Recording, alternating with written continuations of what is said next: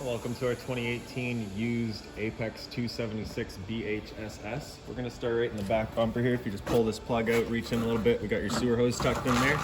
So once that guy's fully extended, it is about 20 feet long. Just take note of our 2 ears in the adapter here. That's how we'll be hooking it up to our sewer system. And we're just storing it in the bumper there just as it helps keep any sort of stench out of the unit, keep things that little bit fresher for you.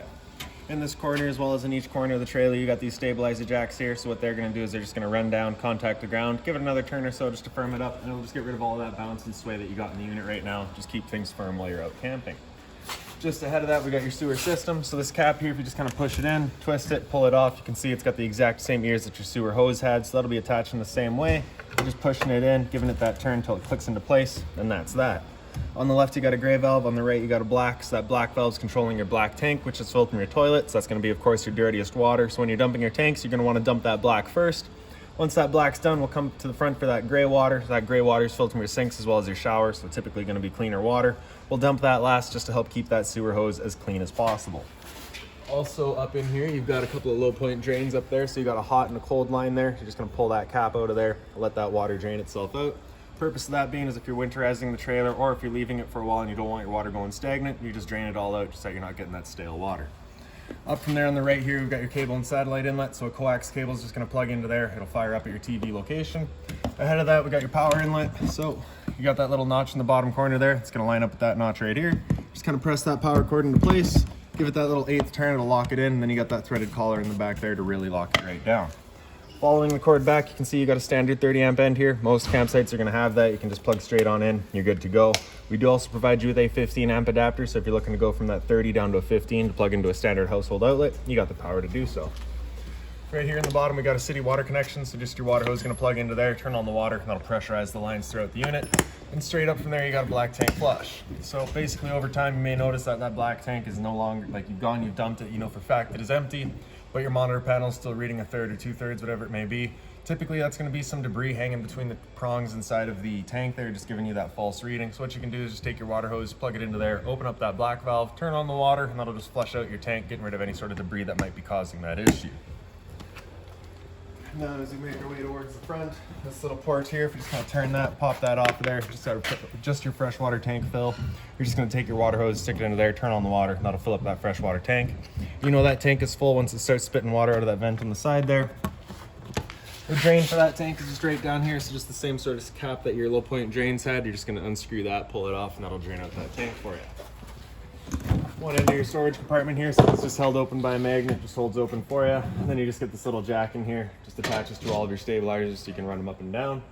And this does also see straight through to the other side. Okay. Around front of the unit, so this little black box here has just got your battery inside of it. So as long as you're plugged in through that short cord in the back or your 7-pin into your tow vehicle, that battery is charging for you. Underneath this little cap here, you can just undo these 2 knobs and get access to your 2 valves for your propane tanks. For the video, I'll just pull it off. And then in the back here, you can see you got your changeover there, right? So currently it is green, so that's just letting you know that we got propane in the system right now. This arrow is pointing over to this tank, so we're drawing off of that tank, all right? If it were to go red, it's just letting you know that this tank's gone empty. At that point, you'll just flip over to the other tank and run off of this one while you get the other one filled. Then in the front, you just got your power tongue jack there, so the light switch on the right, and then the light switch on the left. Then on the right, up is down, down is up. Also got your spare tire just underneath there. On the side of the unit here, this little 2-prong plug, if you just open that up, a solar panel will plug into there, charge your batteries. Here's the other end of your storage compartment. So we do provide you with a water hose as well as that park adapter I was telling you about, right? So your 30 amp cord into there, 15 amp to the standard outlet. Straight up from there, you've got this light here. So over to the kind of back there, that 1, I don't know if you can see the switch there, but you have a 1 and you also got a 2. So currently we're on 2, so that's just a dual function. So that'll actually use the motion sensor. So as soon as we walk by here, it'll turn itself on. As soon as it's sensed no motion for about a minute or so, it'll turn itself off. This light switch in the front will do the 2 little blue lights along the front of the unit there. And as you can see here, the previous owner did leave their weight distribution hitch here for you. So we've left that here for you as well.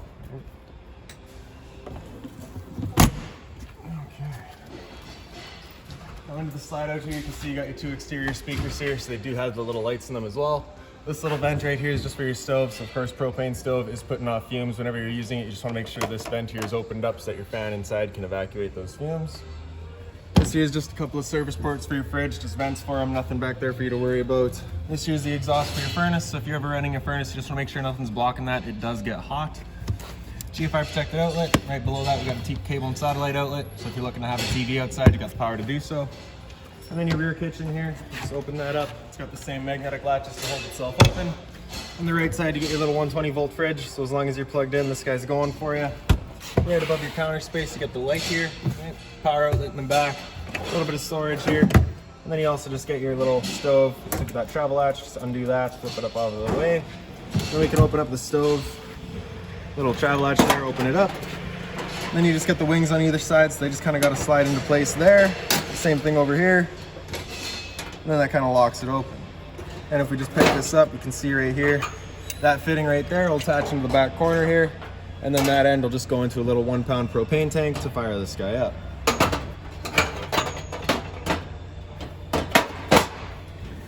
Putting it back down, you're just pulling these wings out of there, folding them down, locking it back into place, and sliding it back away. Make sure that travel latch gets back into place, and that's it. Lock that back down. And then in the back of the unit on the right side here, you just get your exterior shower. So you're gonna get a key that's gonna look just like that guy there. Stick it on into there, open it up. Hot and cold water, 3-foot hose. If the dog's out getting muddy, you can spray him off before he goes inside. All right, then we'll take the key, lock that back up. And then right in the center, you just get your hot water tank there. So just that little keyway, you're just gonna line that up. You can pop it open. 2 little pins that sits on the bottom, so just kind of lift it up and out. And then before you ever turn it on, whether it be with electricity, which is just right down in the bottom corner here, just that switch, or with propane, which is just inside the unit, you just want to hit this relief valve right there, make sure that shot of water comes out. That little bit of water coming out is just letting you know it is full, it's safe to fire it up, you're not going to burn anything out by doing so.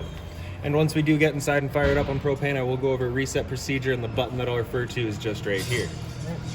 Once we're done, we're just going to take those 2 bottom holes there, line them up with our pins, and slide it back into place and lock it down with that keyway. Now we can make our way inside. So your assist handle just up 90 degrees, falls into place. Grab that bar for your step, pull it out, flip that last step over, and then we can open up our door. So you see this little slot down there? It's gonna line up with our T-handle over here. Just hold our door open for us. I'm gonna let it close for right now though, it's a little noisy in here. So when you first get inside the unit, right on the right is your fire extinguisher. So standard, bullet pin, point, and shoot. Light switches up here, so you get your entrance light, does the 2 lights above your kind of TV cabinet there. The awning light will do the blue strip below your awning outside there. And then a step light is a little blue step light by your feet. Right. Entry will do the living room lights, and curbside does a little light outside on the back corner by your power cord, just so you can see what you're doing. Right in the center here, you just got your awning, so as you press and hold extend, that awning will make its way out. And once that awning's fully extended, you'll just see a little white flap come down, and you'll also see the gray of the metal tube. Once you see that, you're gonna wanna stop. All right, so there's our flap. It's not coming down. It's a little sticky right now. She'll go.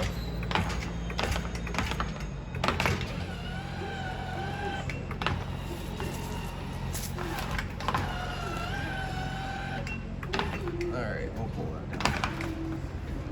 All right, but basically that is your flap there.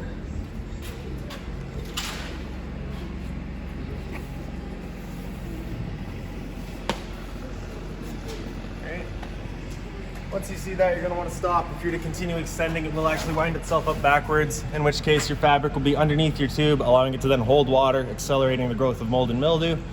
So once you see that tube flap come down, you're going to want to stop. Now if it were to start raining, it's going to be holding some water anyway, so what you can do is just grab either arm, front or rear, slide it in, lock down that little knob there. You can see that changes the pitch of the awning out at the head, allowing water to then run off.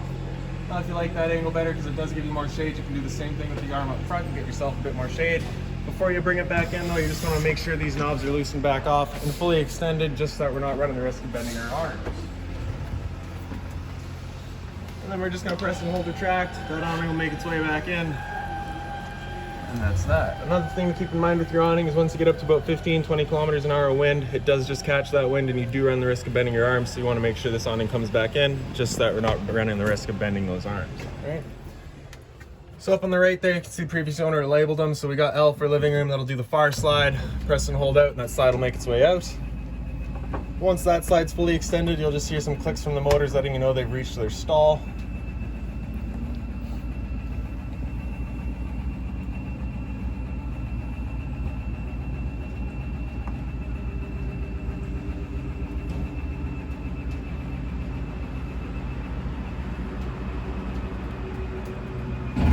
Those clicks there. And then on the left, we got your kitchen. Again, just press and hold out.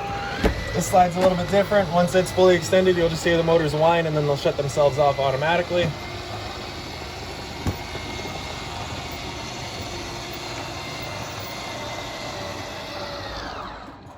Just like that. Right. Straight up above your head at the entrance is your smoke alarm. So just press and hold test on that. And there we go. Your entertainment area, so you got all the storage across the top. Also on the top here, we just got that little binder there, so that's got all of your owner's manuals, all of your keys, anything like that for the unit you're gonna find right in there. Get your USB charging stations, you can plug in and charge up right there. A little bit more storage over to the side. As you saw in here, we got your remote for your TV. Otherwise, this TV, if you just kind of spin it around, you can shoot it into the bedroom, spin it back around, and have it into the living room, just kind of wherever you like it best. Right down here, you just got your outlet for it, and then over on the side here, you've got your antenna outlet for turning that antenna on. You just got that button right above there. Turn that on, you get that little red light letting you know it's turned on. Then in the back is your cable and satellite outlet. Stereo here, so the power button there, turn it on, and really rather straightforward. You got your FM, AM. If you hit that, it'll just cycle through all of your different bands, right?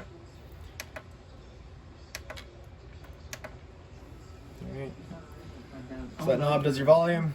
Speaker set A is your inside set. Speaker set B is just blank, and speaker set C is your outside set. DVD USB is hooked up to the TV. Auxiliary is just right in the front here, and then Bluetooth connect to your phone. All of your settings here. Get into audio. You can play with all of that. And there you go. Press that power button there, turns it back off. Down below is just a bit more storage. Into the slide out, you just got the light right in the back there. Turns that on. Storage across the top. Blinds throughout the unit, pretty well just sit where you leave them, right? Same thing up over here. This couch does pull out. We just get rid of the back cushions there, throw them off to the side. Take the bottom here, pick it up. Bring our legs out and fold the guy out. And then the back piece here just folds down. And then take these cushions to fill in the center. And there you have it. Once you're done, you're just flipping that back up, taking the foot, pick it up, fold these legs back in, fold it in half, and it just falls into place. Put those cushions back along the back.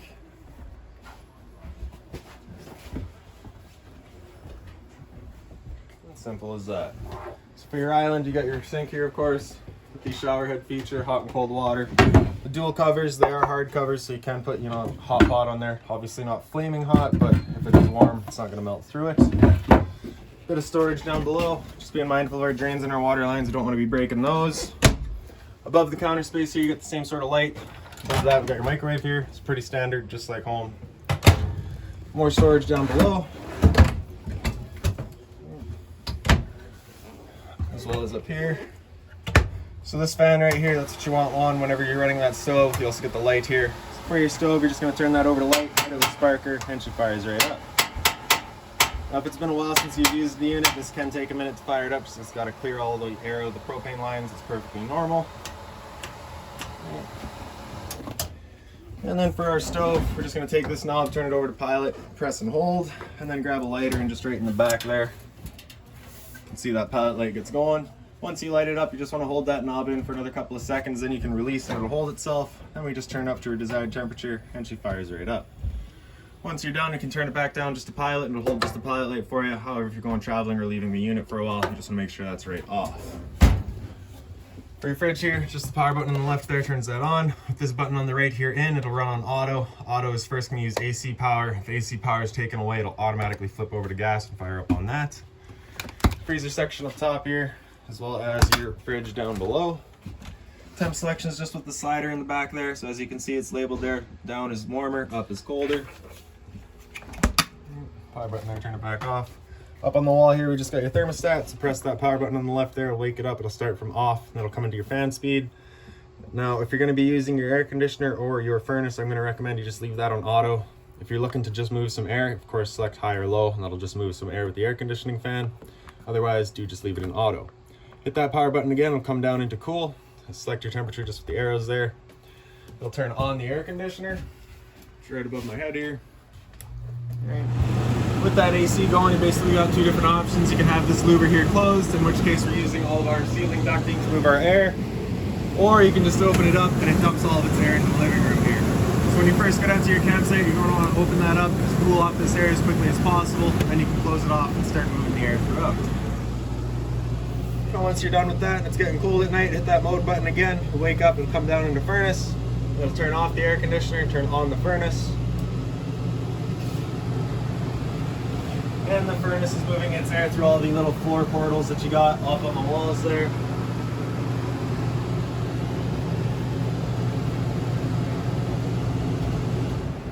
Now with it being a used unit, you shouldn't have to deal with too much of a new furnace smell, but if you do get a little bit of a smell the first couple of times you use it, that is likely what it is.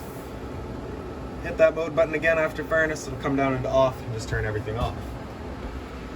So down here we just got your converter, press the top and center, pops on open there, get all of your breakers down the middle there. Whenever a breaker breaks, it'll sit in the middle, so just turn it off and then back on. And then on the right side we got all of your fuses. If a fuse were to ever pop, you'll get a little red LED right beside it letting you know exactly which one went. This little grate down here is just a return air for your furnace, so you just want to make sure that's not blocked off. Bit of closet space here. And also got the light up here. And then into your bunk area, you each just get the light there, the window in the back, power outlet in the back corner there. Pretty well identical down in the middle here as well. You just get the light and power outlet in the window. And then the little doghouse storage down below. And we'll just make our way into the bathroom here now. So as you get in, and on the right is your light switch there. Right up above that, we got your water heater control. So you turn that switch on, that light there, let it come on, letting you know the ignition sequence will start. Once that light goes out, the sequence has started, and it'll try it 3 times. If after that third try it hasn't fired up, that light's gonna come on and it's gonna stay on. At that point, we'll be going using that reset button that we'd shown you. So stood right here, you can hear it click and fire right up. We know that hot water tank's good. Above that, we got your monitor panel. So in the bottom corner, here's your pump. Turn that switch on, turns on your water pump, drawing out of your fresh water tank to pressurize your lines. Then we got your battery there. So it just tells you battery charge levels. So because they're plugged in right now, we're currently C for charging. G would be good, F is fair, and L is low. For your fresh tank, as you fill that up, it'll go to 1/3, 2/3, and full. Same idea for your black, your gray, and your galley. Your gray will be filled up from your shower as well as your bathroom sink, and your galley will be filled up from your kitchen sink. And G5 protected outlet here, so test on the left, reset in the center. Little medicine cabinet there. Towel rack, hot and cold water at the sink, of course. A little bit of storage below. Again, just mindful of our water lines and drains. Don't want to be breaking those. Toilet here, the flusher right in the front. And then right above my head, you got a roof vent here, so just turn that to open it up. And then you get that button in the back, turns on the fan. For your shower, you just get the standard head and hose, hot and cold water, of course. You also get the little tub there. And that's about it.